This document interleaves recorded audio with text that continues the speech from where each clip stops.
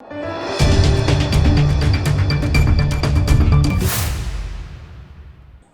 દર્શક મિત્રો, આપ જોઈ રહ્યા છો લોકમૈત્રી ન્યૂઝ. હું છું એન્કર અર્પિતા પટેલ. હવે જોઈએ અગત્યના સમાચાર.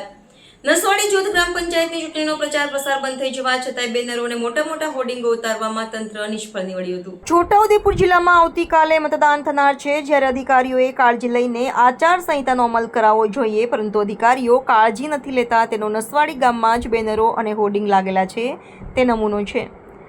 આચારસંહિતા અમલ કરાવનાર નોડલ ઓફિસર નસવાડી ટાઉનમાં જ બેસતા હોવા છતાંય નસવાડી ટાઉનમાં લાગેલા બેનરો ઉતારવામાં નિષ્ફળ નીવડ્યા હતા, જે ચર્ચાનો વિષય બન્યો હતો.